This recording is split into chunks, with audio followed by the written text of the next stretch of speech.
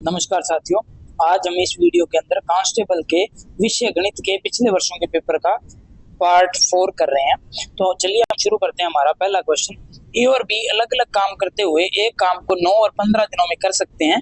ए से प्रारंभ करके यदि वे वैकल्पिक दिनों में काम करते हैं तो काम कितने दिनों में पूरा होगा। ए कर सकता है 9 दिन में, बी कर सकता है 15 दिन में। ये इनका लगने वाला क्या है, टाइम समय है।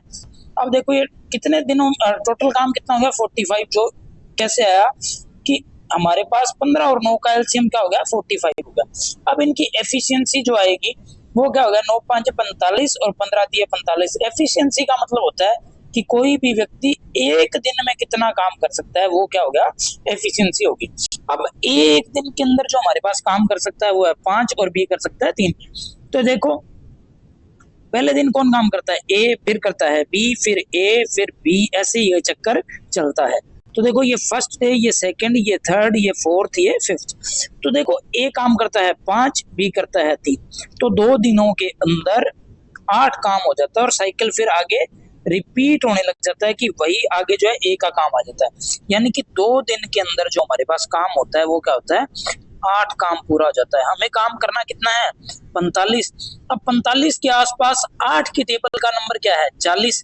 तो वो 8 को 5 से गुणा करने पर हमारे पास क्या आ गया 40। तो इधर भी 5 से गुणा करना पड़ेगा। 5 से गुणा किया तो कितने दिन हो गए 10। 10 दिन बाद में हमारे पास जो काम पूरा हो गया वो 40 हो गया। अब देखो 10 दिन के बाद में जो टर्न आएगी वो किसकी आएगी, ए की आएगी। ए एक दिन में कितना काम कर सकता है 5। यानी कि 11वें दिन में ए ने कितना काम किया 5 काम किया। 40 पहले था, 5 और कर दिया तो टोटल काम कितना हो गया 45 हो गया। काम करना कितना था 45, तो दिन कितने लगे 11। नेक्स्ट क्वेश्चन देखते हैं। नेक्स्ट क्वेश्चन हमारा है कि दिनेश और राकेश एक असाइनमेंट पर काम कर रहे हैं। दिनेश कंप्यूटर पर 32 पेज टाइप करने में 6 घंटे लेता है और राकेश 40 पेज टाइप करने में 5 घंटे लेता है। दो अलग अलग कंप्यूटरों पर एक साथ काम करने पर 110 पेज टाइप करने में कितना समय लेंगे। देखो अगर दिनेश की बात करूं ये तो ये 32/6 पेज पर घंटे टाइप करता है, पर आवर टाइप करता है। उसके बाद में राकेश की बात करूं तो ये 40/5 पेज पर आर टाइप करता है। अब ये देखो ये हुआ हमारे पास 2 से कैंसिल किया तो 16/3 और ये 5 से भाग दिया तो हमारे पास आया 8। तो ये दोनों मिलके कितने पेज टाइप करेंगे तो टोटल कर दें। टोटल कर दिया तो एलसीएम 3 और 1 का एलसीएम आया 3। ये हमारे पास हुआ 16 और 8 दिए 24। दोनों को जोड़ दिया तो ये 40/3 पेज पर आर जो है वो टाइप करते हैं। हमें पेज कितने टाइप करने हैं 140।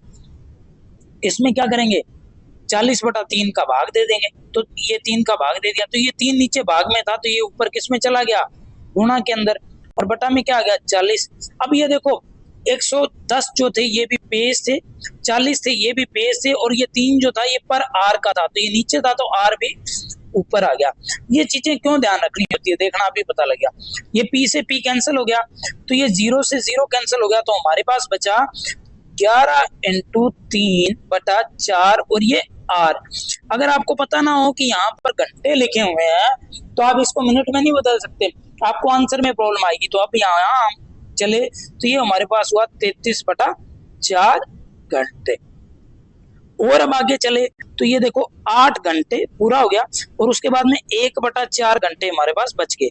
1/4 घंटे, 1 घंटे के चौथे हिस्से में कितने मिनट होते हैं 15 मिनट होते हैं जी। या 60/4 करते हैं तो आंसर हमारा हो गया 8 घंटे 15 minute, option number 3। Next question देखिए, एक कंपनी कार्यालय स्थान के लिए प्रति माह 25,000 रुपए का किराया देती है। अगर कंपनी को साल की शुरुआत में सालाना किराया देती है तो इसे कुल सालाना किराए पर 5% की छूट मिलती है। छूट के बाद कंपनी की वार्षिक राशि का भुगतान क्या है। देखो 25,000 रुपए वो पर मंथ देती है। एक महीने के 25,000 दिए तो 4 महीनों के अंदर उसके पास कितनी अमाउंट हुई 1 लाख रुपए हुई। या अगर मैं 12 महीनों की बात करूं तो कितनी अमाउंट हुई 3 लाख रुपए।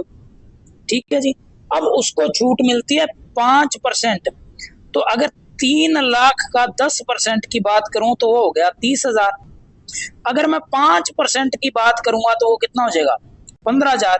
तो छूट कितनी मिली जी 15,000। 3 लाख में से 15,000 गए तो रुपए कितने देंगे 2,85,000, ऑप्शन नंबर 2। अब आते हैं नेक्स्ट क्वेश्चन पर। एक बस स्टैंड से हर 30 मिनट बाद में दिल्ली के लिए एक बस निकलती है। पूछताछ लिपिक राम ने यात्री श्यामलाल को बताया कि बस 10 मिनट पहले ही रवाना हो चुकी है। यहाँ पर बात कर रहे हैं, यहाँ पर जो उनकी बातचीत हुई तो उसने बताया भाई साहब 10 मिनट पहले ही बस निकल चुकी है और हर 30 मिनट बाद में बस निकलती है, मतलब इसके 20 मिनट बाद में एक बस और निकलेगी। अब वो जो अगली बस होगी वो कितने बजे निकलने का बताया इसने, 9:35 पर। तो ये 9:35 पर जब ये बस निकलेगी तो इससे 20 मिनट पहले इनकी बातचीत हुई थी, तो 20 मिनट पहले टाइम क्या होगा, 9:15। तो श्यामलाल को यह जानकारी कितने बजे दी थी, 9:15 पर। ऑप्शन नंबर 2 ऐसा क्वेश्चन हमने पार्ट नंबर 3 में भी किया था। नेक्स्ट क्वेश्चन देखते हैं। एक ट्रेन निश्चित दूरी को समान गति से तय करती है। ट्रेन की गति 6 किलोमीटर अधिक होती तो इसे निर्धारित समय से 4 घंटे कम समय लगता, और ट्रेन 6 किलोमीटर प्रति घंटा धीमी होती तो ट्रेन निर्धारित समय से 6 घंटे अधिक समय लेती। दूरी क्या है? देखो इस क्वेश्चन को ध्यान से समझना।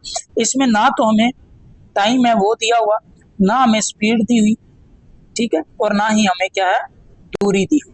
तो इसको बेसिक से आराम से समझेंगे। तो देखिए हमें पता है कि जो स्पीड है वो क्या होता है, डिस्टेंस दूरी बटा समय, डिस्टेंस अपॉन टाइम, ठीक है। स्पीड को हमने s मान लिया, डिस्टेंस को d मान लिया और टाइम को क्या मान लिया, t मान लिया। ये चीज हमारे पास आ गई। अब दूसरी बात आप ध्यान रखो कि आपको पता है अगर स्पीड ज्यादा होगी तो टाइम जो उसमें लगेगा वो हमेशा क्या होगा, कम होगा। तो यहां से हमने जो डिस्टेंस देखी, डिस्टेंस हमारे पास क्या आ गई, एस टी। ये इक्वेशन नंबर 1 हमारे पास आ गई। अब दूसरी बात जब हम यहाँ पे करते हैं पहली कंडीशन के हिसाब से कि अगर स्पीड जो है वो 6 किलोमीटर जो है प्रति घंटे से अधिक हो जाए तो टाइम कितना कम लगेगा, कितना कम लगेगा, 4 घंटे। लेकिन दूरी तो वही है। तो देखो अगर हम बात करें कि दूसरी बार डिस्टेंस की, कि स्पीड जो है वो 6 किलोमीटर से बढ़ गई और टाइम जो है वो 4 घंटे कम हो गया, तो ये दूरी के बराबर हो गया, ठीक है। ये दूरी को हम जो डी है तो ये बराबर ही है दोनों, तो ये एस टी लिख सकता हूँ यहाँ पर। तो ये चीज हुआ कि इसकी जगह पर हमने ये एस टी लिख दिया। एस टी बराबर इसका गुणा किया, एस को टी से गुणा किया, एस टी। अब s को -4 से गुणा किया, -4s। फिर देखो 6 को t से गुणा किया, प्लस का 6t, और फिर 6 को 4 से गुणा माइनस से, तो माइनस के 24। st से st कैंसिल हो गया।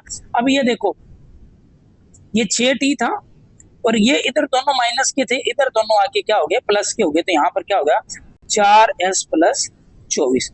ये हमारी इक्वेशन नंबर क्या होगी, 2 होगी। आराम से इस क्वेश्चन को देखते जाना।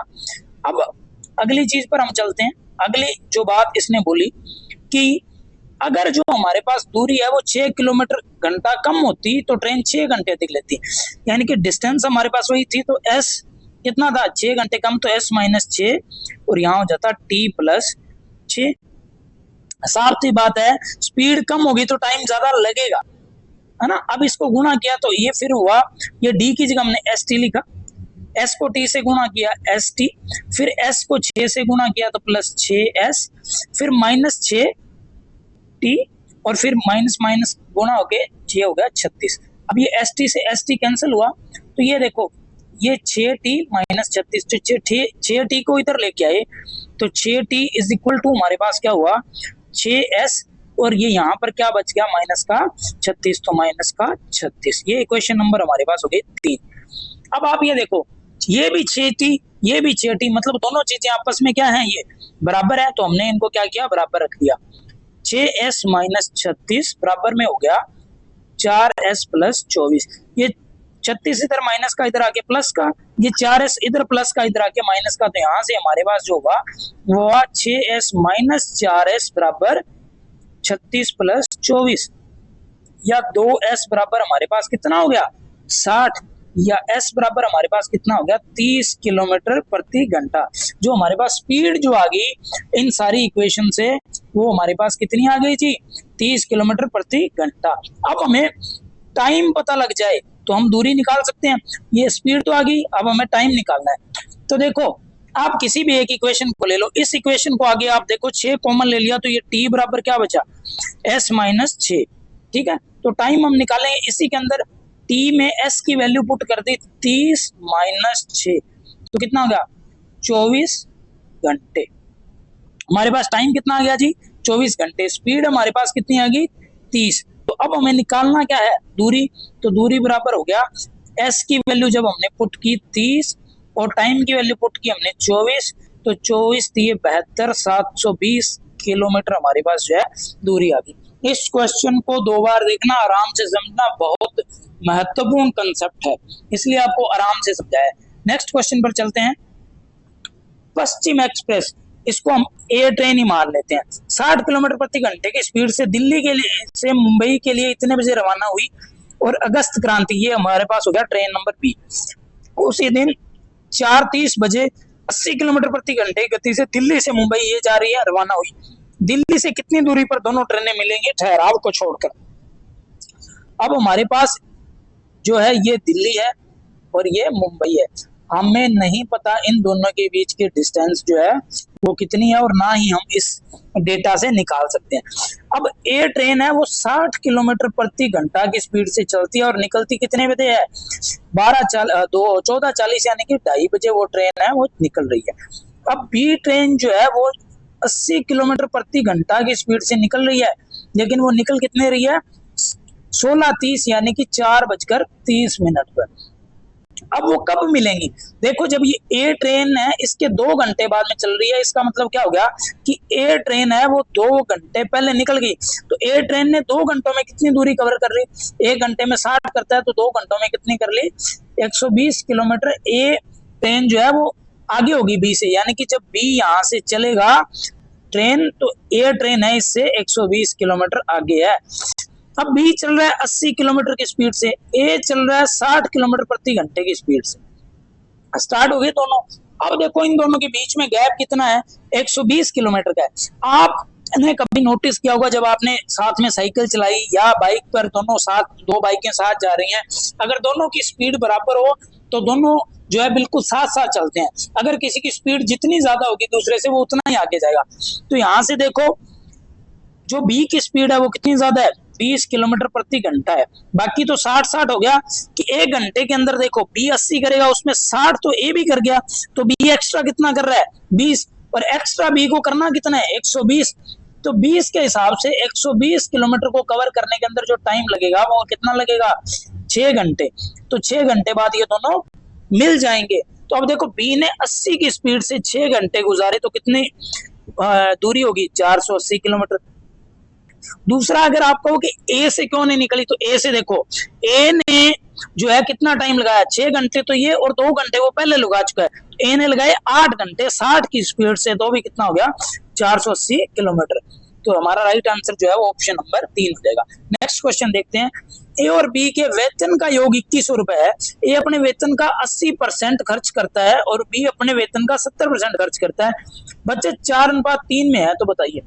देखो जी ए और बी के पास जो टोटल इनकम है ना 2100 रुपए, हमें नहीं पता ए के पास कितने आते हैं बी के पास कितने।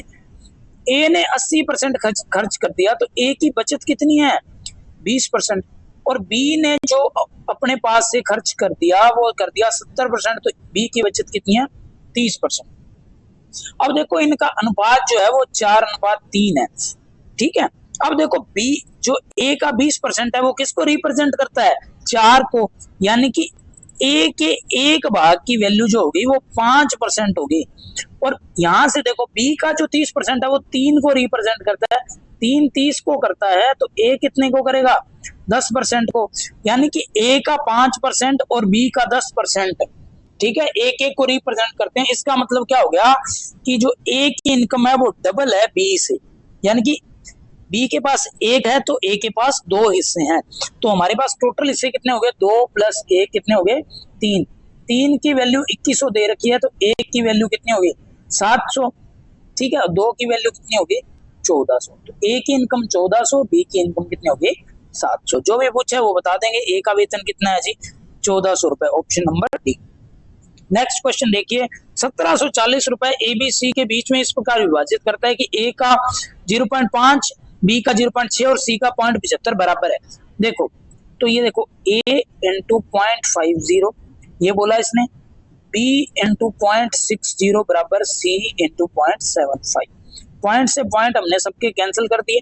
अब देखो 5 से कैंसिल किया तो यहाँ पर 10, यहाँ पर 12 और यहाँ पर 50। अब देखो यहाँ पर साथ में ए है, यहाँ पर साथ में बी है और यहाँ पर सी है, तो बराबर होते हैं। तो इन दोनों को छोड़ के जो है उनका मल्टीप्लीकेशन करते हैं रेशियो निकालने के लिए। देखो कैसे, 10 है, 10 को छोड़ दो, बाकी बचा क्या 12 और 15, तो वो यहाँ लिख दो 12 इंटू 15 अनुपात। अब यहाँ पर 12 था, 12 को छोड़ दो 10 इंटू 15। ये आप रेशियो वाले चैप्टर जब डिटेल में पढ़ेंगे तब आपको समझ आ जाएगा। यहाँ पर 15 था, 15 को छोड़ दिया तो हमारे पास हुआ 10 इंटू 12। अब यहाँ से देखो जो कैंसिल हो रहा है उसको कैंसिल करते हैं। पहले हमने 5 से कैंसिल किया तो यहाँ पर आया 3, यहाँ पर आया 3, यहाँ पर आया 2। अब हमने क्या किया, 2 से कैंसिल कर दिया, ये 2, ये यहाँ पर 5 और यहाँ पर हो गया 6। अब इसके बाद हमने 3 से कैंसिल कर दिया, 3, 3 और ये हमारे पास हो गया 4। तो यहाँ से देखो हमारे पास बचा 6, 5 और 4। इन तीनों का टोटल कितना हुआ, 6 और 5 11, 11 और 4 15। तो टोटल जो भाग हमारे पास आए वो हमारे पास कितने आए जी, 15। और टोटल वैल्यू हमारे पास कितनी है, 1740। तो एक भाग की वैल्यू कितनी आ गई, 15। पूछा कितना है, सी का, सी के भाग कितने हैं जी, 4। तो यहाँ पर 4 का क्या कर देंगे, गुणा कर देंगे। अब हमने इसको काटा तो 15 का एक बार भाग गया, 2 बच गए, फिर 24 आया तो 15 का एक पर भाग गया, फिर बच गए हमारे पास कितने, 9।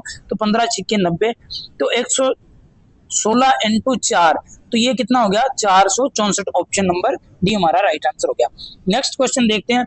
एक वस्तु को 390 रुपए में बेचने पर एक दुकानदार को 20% का लाभ होता है, लागत क्या है। ये ऑप्शन गलत दिए हैं, तो हम देखते हैं 390 रुपए में उसकी क्या है, सेलिंग प्राइस है। तो सेलिंग प्राइस जो होता है उसमें प्रॉफिट या जो हमारा लाभ होता है वो पहले से ही क्या होता है, जुड़ा हुआ होता है, ऐड हुआ होता है। तो कॉस्ट प्राइस कितनी थी, 100%, प्रॉफिट कितना हो गया जी, 20%। तो सेलिंग प्राइस परसेंटेज में कितनी होगी, 120%। 120% की वैल्यू कितनी दे रखी है, 390। तो 1% की वैल्यू कितनी होगी, 390 बटा 120। और 100% की कितनी होगी जी, गुणा क्या कर देंगे 100। 0 से 0 ये हो गया 5, ये कितना हो गया 6। तो ये देखो 36 पर गया 6, फिर हमारे पास 3 बचा तो फिर 5 पर गया। ठीक है, यहाँ पर हमारे पास ये 5 था, तो 65 इंटू 5, तो ये हमारे पास हो गया 325 रुपए। अब आप इसको चेक भी कर सकते हो, देखो कैसे, ऑप्शन नहीं है ना, तब 325 रुपए था, इसका 20%, इसका 10% हुआ 32.5, फिर 20% कितना हो गया, इसका डबल, तो ये हो गया 65 रुपए। अब ये देखो 332 और 65 कितना हो गया, देखो आप 390 हो रहा है, मतलब हमारा आंसर जो है एकदम सही है। नेक्स्ट क्वेश्चन देखते हैं। दुकानदार ने 3000 रुपए के अंदर 50 दर्जन कप खरीदे। ठीक है जी, 50 दर्जन, 60 कप टूटे हुए थे। 60 कप में कितनी दर्जन हो गई जी, 5 दर्जन हमारे पास हो गई। जो बेच नहीं सकता टूटे हुए कप, 20% का लाभ प्राप्त करने के लिए उसे शेष कप को कितने रुपए दर्जन पर बेचना पड़ेगा। हमारे पास जो दर्जन बच कितनी गई, पहले कितनी थी 50, 5 टूट गई, बच गई कितनी 45 दर्जन बच गई। अब देखो 3000 रुपए के अंदर उसने खरीदे थे, 20% प्रॉफिट चाहिए, इसका 20% प्रॉफिट कितना हुआ 600, 10% कितना है इसका 300। ठीक है, तो टोटल हमने बेचनी कितने में है, 3600 में। दर्जन कितनी है 45, तो हमने लिखा 45 नीचे दर्जन और ऊपर आ गया 3600। इसको 9 से काटा तो ये 5 और ये हमारे पास कितना हो गया 400। इससे काटा 5 से तो फिर हमारे पास कितना आ गया 80 रुपए। तो कितने में बेचनी पड़ेगी, 80 रुपए में। ये हमने आज के 10 क्वेश्चन कंप्लीट कर लिए हैं। अगर आपको वीडियो अच्छी लगी तो वीडियो को लाइक करें, चैनल को सब्सक्राइब करें, कमेंट करके जरूर बताएं कि कंटेंट कैसा लग रहा है और आपको कौन से टॉपिक के लिए वीडियो चाहिए। धन्यवाद।